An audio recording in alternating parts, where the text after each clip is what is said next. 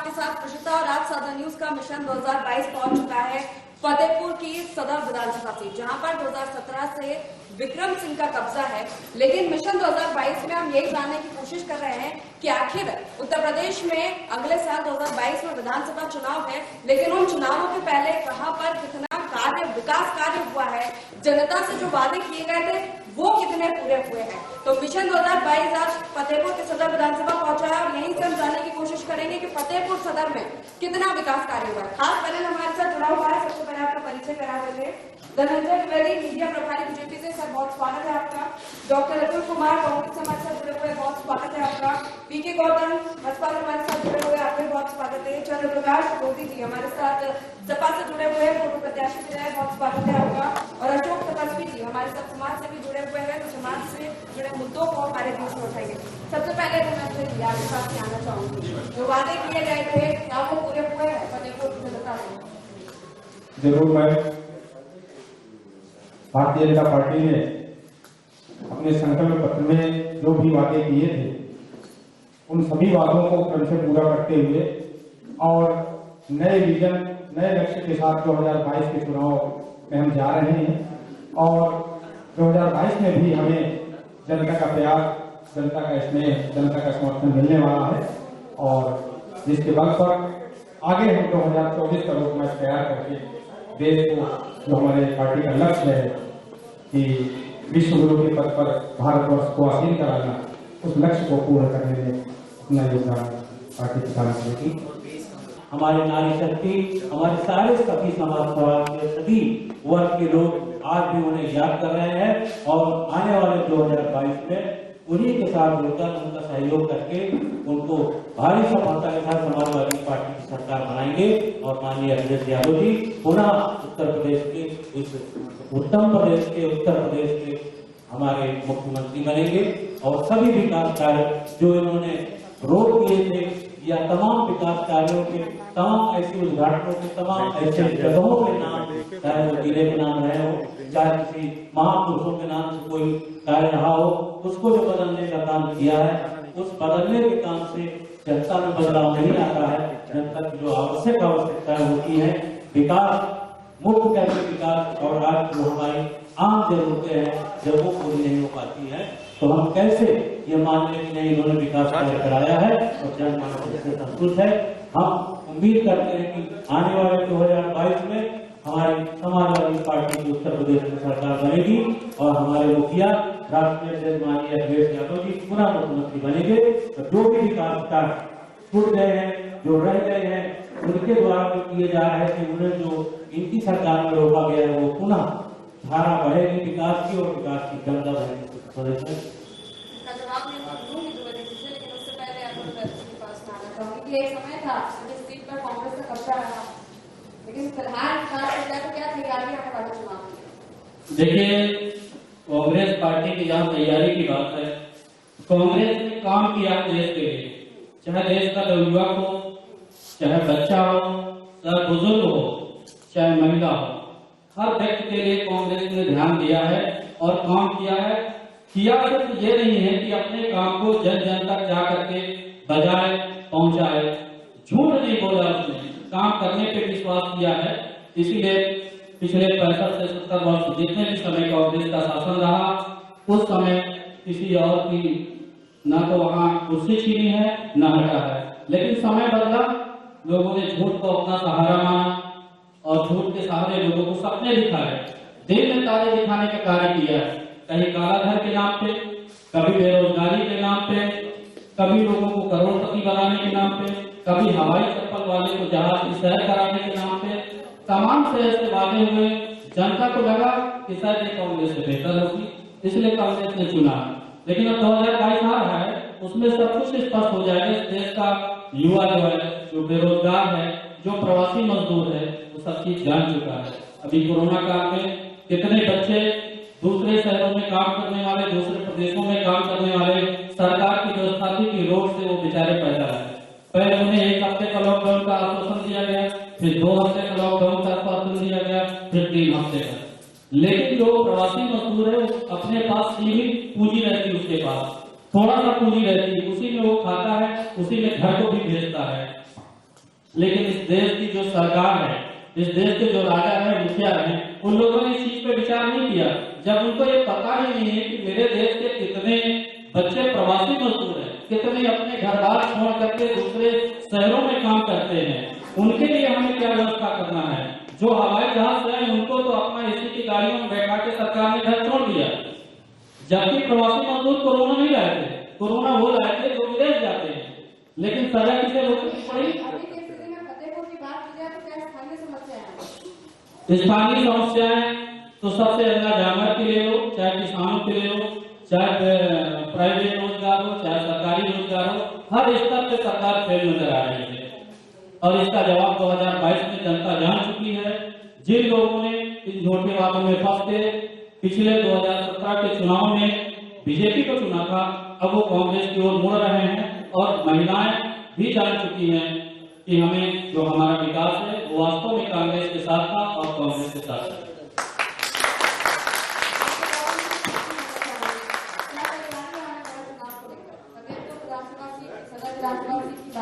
क्या वो मुद्दे होंगे विकास के जो जनता से आपको जोड़ते हैं? दरअसल हेलो, मैं सबसे पहले साधना न्यूज चैनल को धन्यवाद देना चाहता हूं कि आपने इतना अच्छा मंच हम लोगों को प्रोवाइड कराया और अपनी बात रखने का एक मौका दिया। दूसरी बात यह है, हमारे माननीय जिला भाजपा के प्रतिनिधि जी बैठे हैं, उन्होंने कहा कि भाजपा ने बहुत काम किया, बहुत भी जो भी वादे किए वो पूरा किए।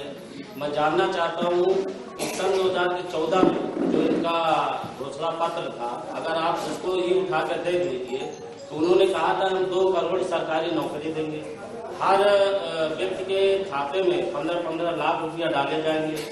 मगर अगर आप देखा जाए तो मैं उत्तर प्रदेश की बात करूं, पूरे भारत की नहीं, तो उत्तर प्रदेश में इन्होंने आंकड़े अगर उठा के देखा जाए तो इन्होंने अभी पुलिस की भर्ती आई, पुलिस की भर्ती और शिक्षकों की भर्ती, उसी में इन्होंने 1 लाख समथिंग 1.5 लाख समथिंग इन्होंने सरकारी नौकरियां दिया।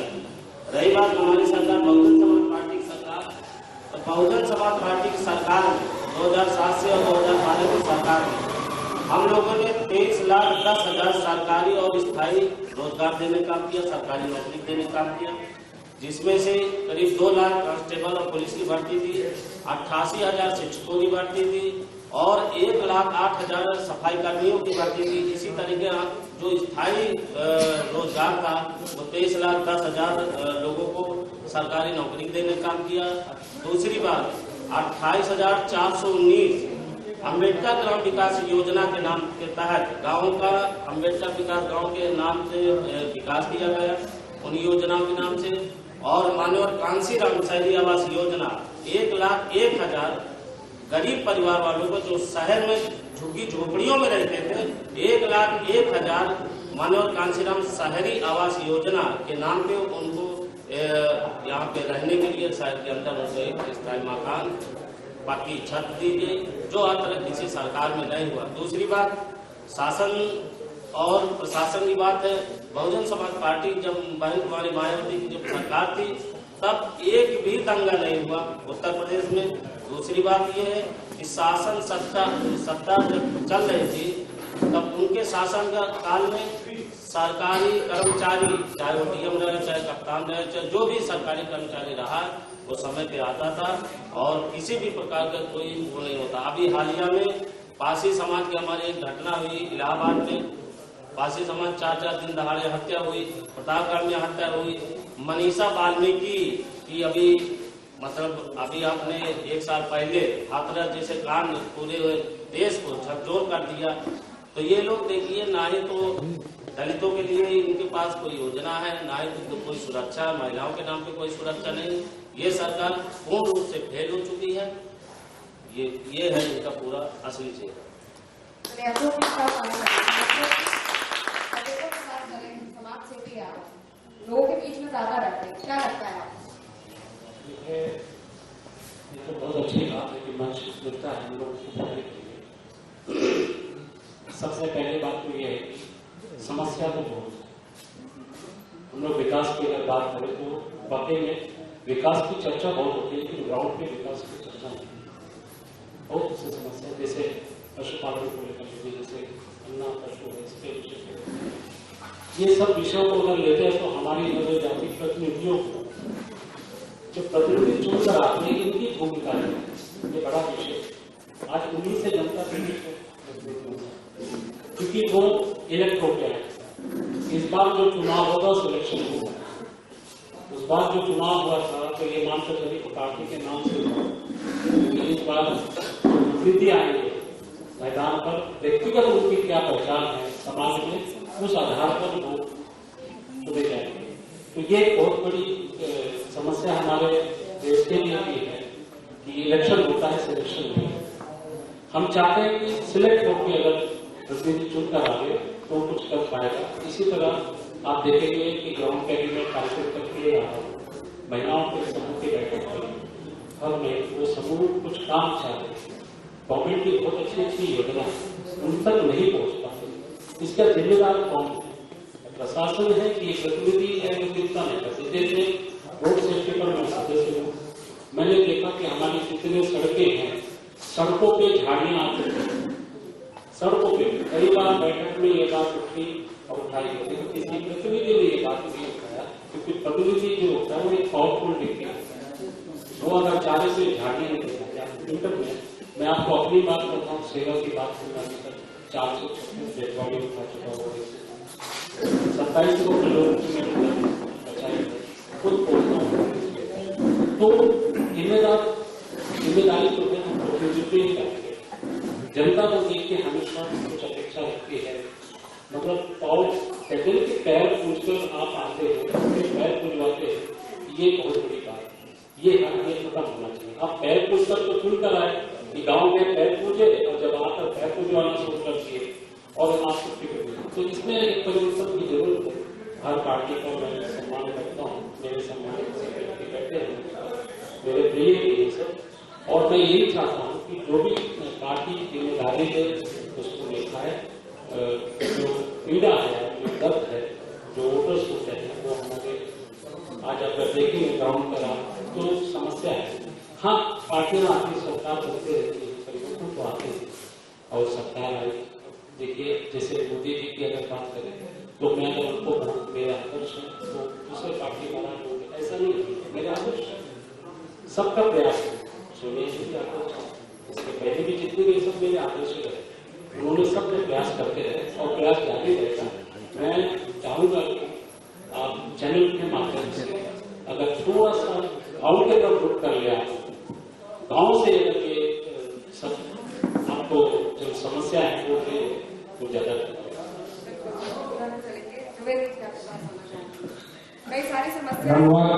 मेरे कई साथियों ने तो पूरा भाषण दे दिया और मुझे लगता है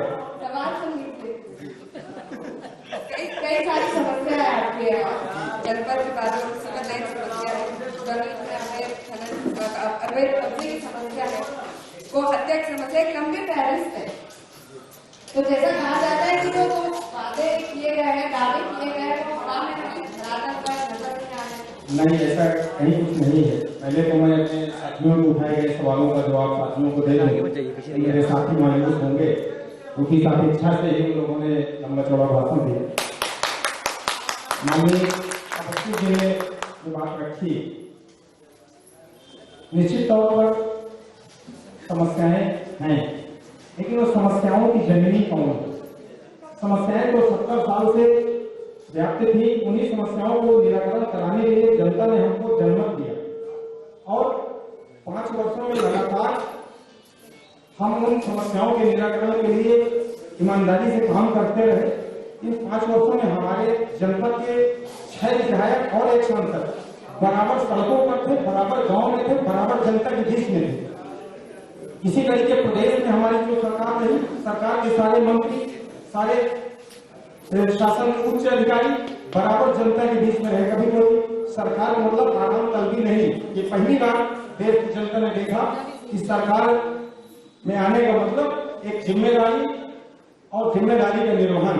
इसके पहले होता था आराम तलबी, सत्ता को सुख और भोग विलास का साधन बनाते थे। आप सब लोगों ने देखा है, आप लोगों ने छापा है, आप लोगों के चैनलों में लगातार आया। वैश्विक बीमारी जब भारत में आई, आप सबको मालूम है कि पूरे देश में उसकी टेस्टिंग की एक भी लैब नहीं थी, पूरे उत्तर प्रदेश में एक भी लैब नहीं थी। लेकिन आज उत्तर प्रदेश की योगी सरकार ने जिले जिले में उसकी लैब और उसकी भी क्षमता बढ़ाते हुए एक दिन में हजार हजार डेढ़ हजार लोगों की सैंपलों की जांचें हो रही हैं। साथ ही उस आपदा के समय साथी ने कहा कि विस्थापित लोग आए, लेकिन उन विस्थापितों की सुध किसने ली? उनके बीच में गया कौन? जिला जानता है कि भारतीय जनता पार्टी सेवा ही समर्पण नाम से हमने कार्यक्रम चलाया और गांव-गांव गली गली जाकर के उन विस्थापितों की सुध ली और आज भी लेते हैं, ले रहे हैं लगातार। हमारी सरकार खाद्यान्न से लेकर के उनके रोटी, कपड़ा और मकान हर चीज की चिंता कर रही है। सबको मालूम है। गड्ढा मुक्त सड़कों का भी वादा किया। निश्चित तौर पर आप जहां पर बैठी हैं, यहीं पर ये हाईवे जो बगल से गया हुआ है, इस हाईवे बनने के लिए धरना प्रदर्शन हुआ करते थे, तब 6 महीने बाद सड़क बना करती थी। लेकिन आज धरना प्रदर्शन नहीं करने की जरूरत पड़ी। स्वाभाविक है, बढ़ती आबादी में समस्याएं आएंगी, निराकरण होगा। समस्याएं नहीं होंगी तो निराकरण कैसे होगा? लगाम नहीं लगा पा रहे हैं आप। कतई ऐसा नहीं है, अवैध खनन पर पूरा लगाम है और हमारा जो यहाँ पर खनन से राजस्व आ रहा है, उसी राजस्व के द्वारा जनपद में बहुत सारे विकास कार्य किए जा रहे हैं। ये सब विपक्षी की चाल है। ये किसलिए चाल है कि विपक्षी के लोग मोबाइल के नाम पर मशीनें रखी थी, खाते करके आप भी दे रहे हैं। उनके हाथों के स्थिति कैसा लगा है, उनके पूरा यहाँ से समाजवादी पार्टी के जो आज समाजवादी में आगे ज्यादा होती है, उनके हाथ में अवैध कारोबार की लगाम लगी थी। इसी तरीके हुआ है, आपको जेलों की हवा खा करके किसी तरीके कांग्रेस में सदन बनाए हैं, वो लोग अवैध कारोबार के पूरे यहाँ के निकला में थे। आज वो भागा मतलब उनके हाथ से कारोबार चिल्ला रहे हैं कि पानी पीना मछली कहीं नहीं है।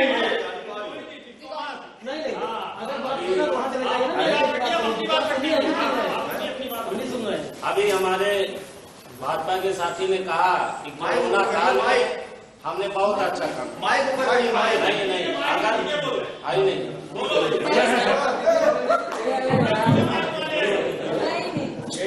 देखा, सबका साथ सबका विकास इससे ही शुरू हो गया। हेलो, अगर आप कोरोना काल में अच्छा काम कर रहे हैं तो ये समझिए गंगा रास्ते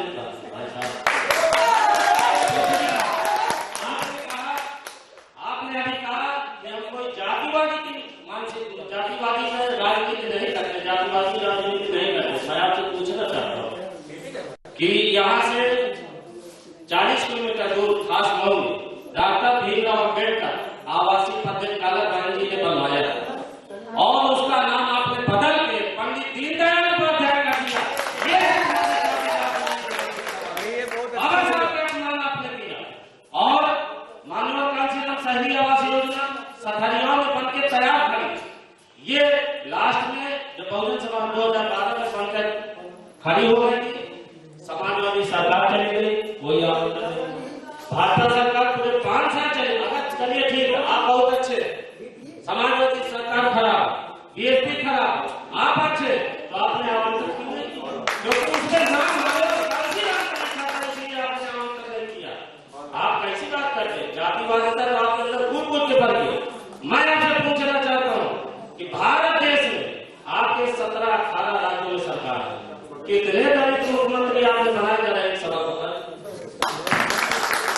एक सवाल हमारा भी है, पिछले 5 जिला अध्यक्षों के नाम बता रही है, क्या थे?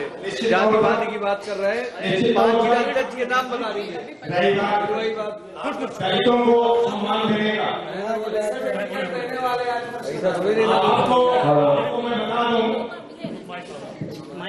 दलितों को सम्मान देने के लिए दलित परिवार से आज हमारे देश के राष्ट्रपति हैं और भारतीय जनता पार्टी और बता दूं कि दलित ही नहीं, जिसके लिए मुसलमान विरोधी होने का आप लोग भगवा खड़ा करते हैं समाज में, वो अपनी मुस्लिम तुष्टिकरण और रुपए पाने के लिए उस पर उस बिरादरी से, उस कौम से, उस मजहब के आधार के बीच से भी हमने मोहसिन रजा और अब्दुल कलाम जैसे लोगों को राष्ट्रपति बनाएंगे। आपको बता दूं, डॉक्टर भीमराव अम्बेडकर के आप एक विद्यालय के लिए उनको शिक्षित कर रहे हैं। भीमराव अम्बेडकर के जो जीवन से जुड़े हुए 5 स्थान थे, हमने उन्हें 5 स्थानों को पंचतीर्थ का दर्जा दिया और 5 जगहों की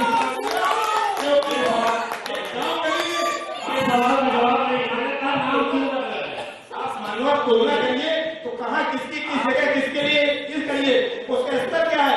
भीमराव अम्बेडकर का जो सम्मान भारतीय जनता पार्टी ने दिया वो कहीं बहुजन समाज पार्टी ने तो उनके नाम का उपयोग किया, कैसे किया और दिया। इसके बाद अभी बात मान लो काशीराम जी को तो आप मेरे सवाल देखिए मैंने बीच में आपको नहीं रोका, पूरी बात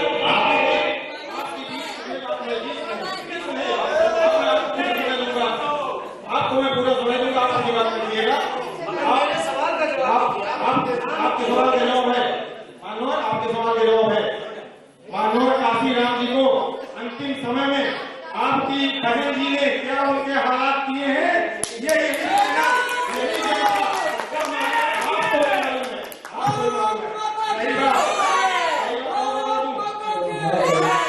भारतीय जनता पार्टी के खिलाफ सारा विपक्ष एक क्यों हुआ। आप कभी इनसे समझौता करते हैं, कभी उनसे गठबंधन करते हैं,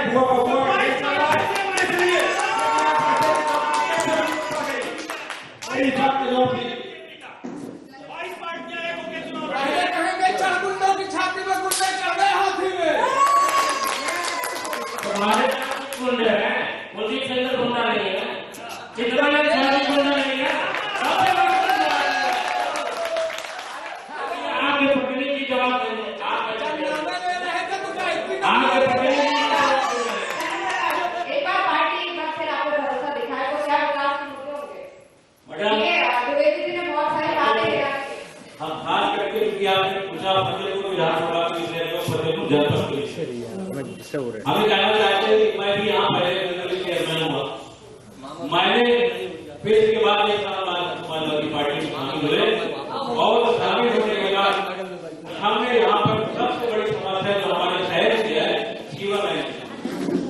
सीवर लाइन की समस्या को मैंने यहाँ से पास कराया, क्योंकि सरकार हमारी थी यहाँ, हमारी माननीय अखिलेश यादव जी मुख्यमंत्री थे, मैंने वहाँ प्रदेश तक पास कराया। इसके बाद वो केंद्र में सरकार माननीय मोदी जी की थी, केंद्र में वो फाइल गई और वो फाइल वहां जैसे फाइल गई, आज तक उस पर कोई काम नहीं हुआ।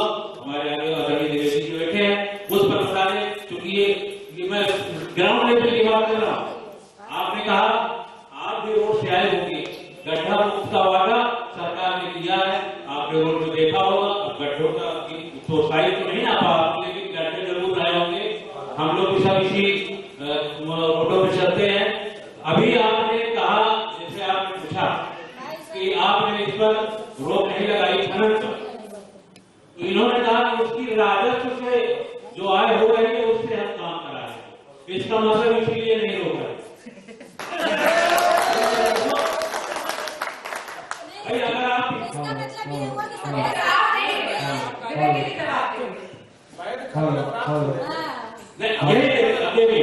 अब ये भी कहेंगे कि जो खनन हो रहा है वो अपराध थोड़ी हो रहा है,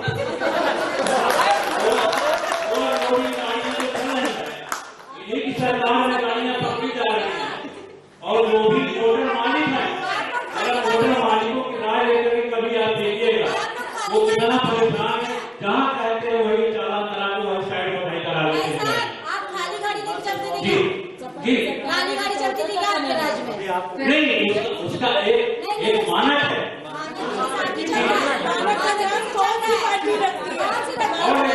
नहीं, हम कहते हैं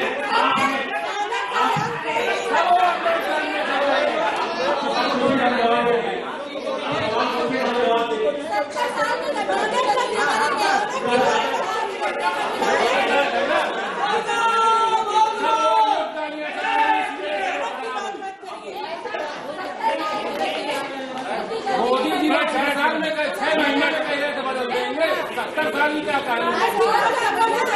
मोदी जी को 6 महीने में बदल रहे थे, 7 साल में कुछ नहीं होगा।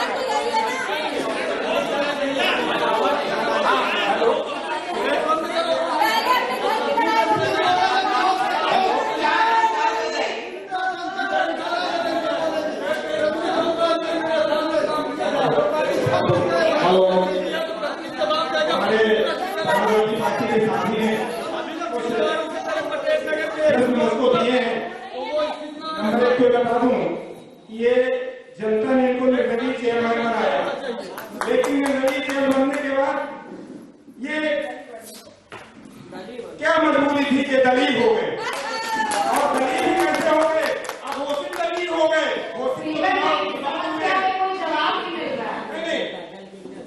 चेयरमैन बने, नगर की समस्याओं के लिए, नगर के प्रथम नागरिक, सब कुछ इनके हाथ में था, सरकार से बजट था, पैसा था, इनके हाथ में पावर था। इसके बाद भी क्या मजबूरी रही कि ये अपने उन कामों को नहीं पूरा कर पाए, और इनके ही अपने वो लोग इनके लिए सिरदर्द बने रहे। अब ये भले ही ना कहे, बात अलग है, इनकी अपनी मजबूरी हो।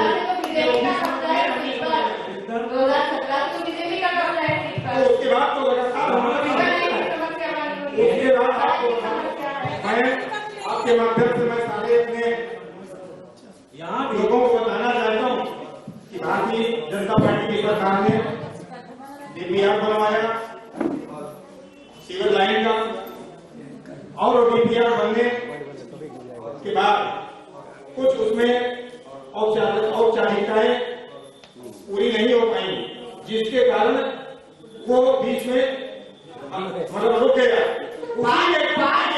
उसी के पूर्ति के लिए हमारे जनपद को आकांक्षी जनपद में शामिल किया गया, और अमृत योजना के माध्यम से उन समस्याओं के निराकरण करने का पूरा प्रयास किया गया। और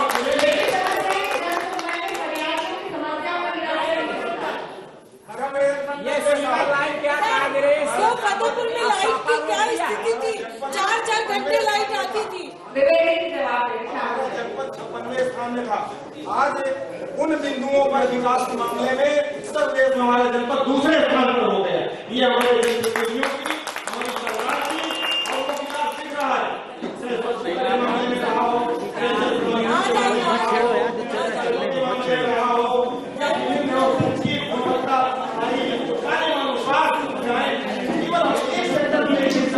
हम लोगों के जीवन से जुड़ी हुई हर सुविधाओं को, हर समस्याओं को लेकर के चलते हैं, और दिनों दिन उसमें प्रगति हो रही है। 2022 में जनता में अवसर देगी, आगे दूर दूर तक कोई पाने वाला नहीं है। जनता की सेवा करेंगे और अपना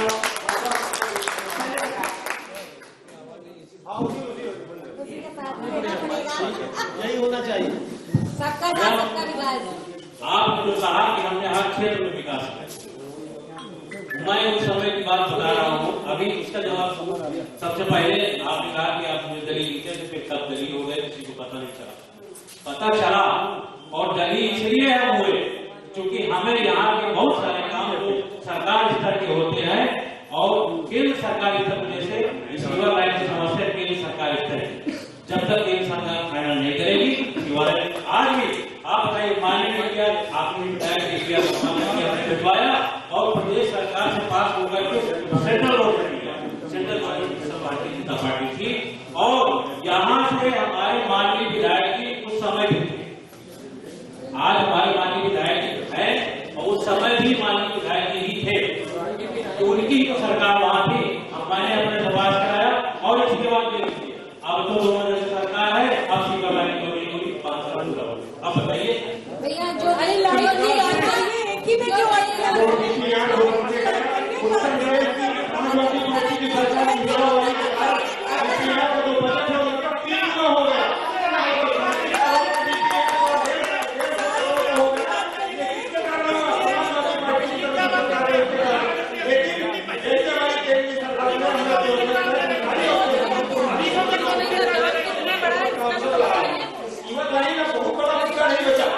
जनता के लिए विकट वक्तों में गैस का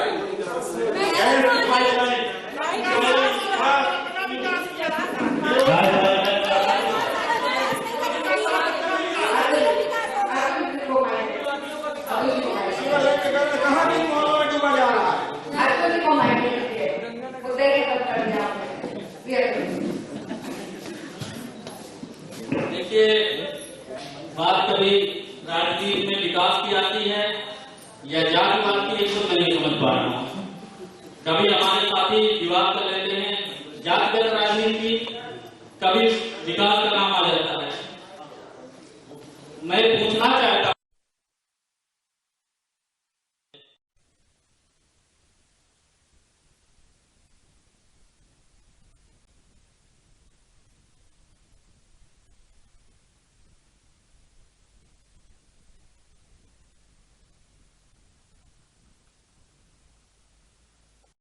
बातों को समझिए।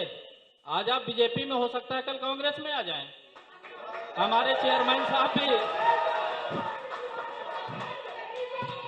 अच्छी बात है, अच्छी बात है, अच्छी बात है ना है,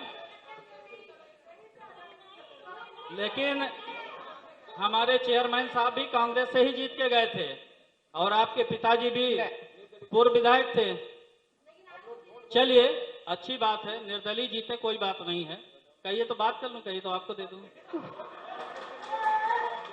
देखिए आपकी सरकार है, आप यहां से वहां तक सभी चैनलों में बोलते हैं, हम लोग तो कभी कभी बुलाए जाते हैं ना, तो ग्राउंड की बात करेंगे ना। तो ग्राउंड की बात यह है, देखिए इस देश को क्या चाहिए। अगर सरकार या दलगत पार्टी की बात करें, रूलिंग पार्टी के, तो उसे पता होना चाहिए इस देश के नौजवानों को क्या चाहिए, उनकी मूलभूत आवश्यकताएं क्या है। आपने भर्ती बोर्ड कितने बनाए? सड़क बना करके रोजगार देंगे क्या? ये सड़क बनाने को विकास कहेंगे? सीवर लाइन को विकास कहेंगे?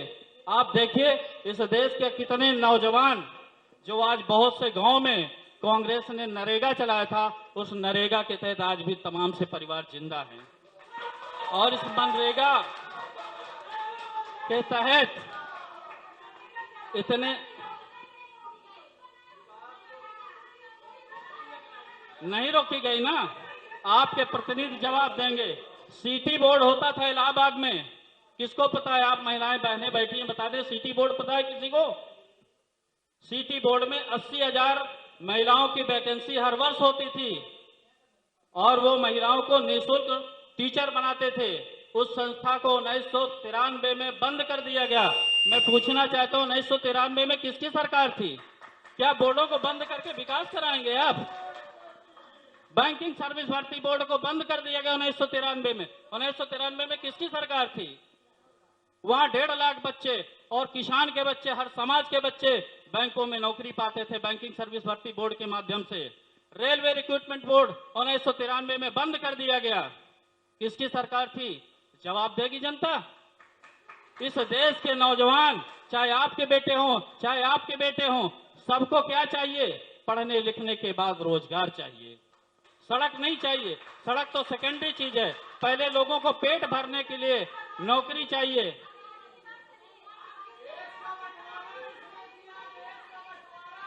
देश को आप जोड़ लीजिए ना, देश को जोड़ लीजिए। स्थानीय मुद्दों पे रहे तो ज्यादा अच्छा होगा। स्थानीय मुद्दों पे रहे तो ज्यादा अच्छा होगा। अंतरराष्ट्रीय बात कर ले या राष्ट्रीय बात कर ले या फतेहपुर की बात? फतेहपुर में आए तो फतेहपुर की बात होगी। फतेहपुर की बात करें तो फतेहपुर की स्थानीय समस्याएं बहुत सी हैं। देखिए उत्तर प्रदेश की राजनीति की बात हो रही तो उत्तर प्रदेश के नौजवानों की तरफ से बोलूंगा कि इस देश को चलाने के लिए कांग्रेस ने शिक्षण संस्थाओं से लेकर के भर्ती बोर्ड तक की व्यवस्था की है। अगर 70 साल का हिसाब लेंगे ना तो गिनाने वाले में 70 वर्ष का आप हिसाब नहीं दे पाएंगी। 70 वर्ष में आप क्या कर रहे थे? कहां थी भारतीय जनता पार्टी?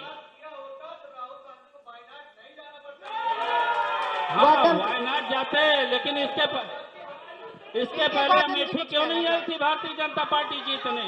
आना चाहिए ना। शांत हो जाइए। अमेठी आना चाहिए जीतने, रायबरेली आना चाहिए जीतने, क्यों नहीं आए? सभी लोग आना चाहिए ना जीतने के लिए। दरअसल समय की कमी है, जल्दी से अंतिम कमेंट ले लेते हैं गौतम जी के पास। शांत कराइए। हेलो हेलो हेलो, अपने साथी को मैं, कांग्रेस के साथी को मैं जवाब दे दूं। गौतम जी पहली बात तो सभी लोग शांत हो जाइए। भैया जब आपके प्रतिनिधि यहाँ बैठे हैं, सवाल जवाब उनसे किया जा रहा, आप बता देंगे, वो खुद ही बताएंगे, या तो वो ज्ञानी नहीं है तब वो आप लोग बोल रहे हैं। पहली चीज तो आपसे मैं बता दे रहा हूँ,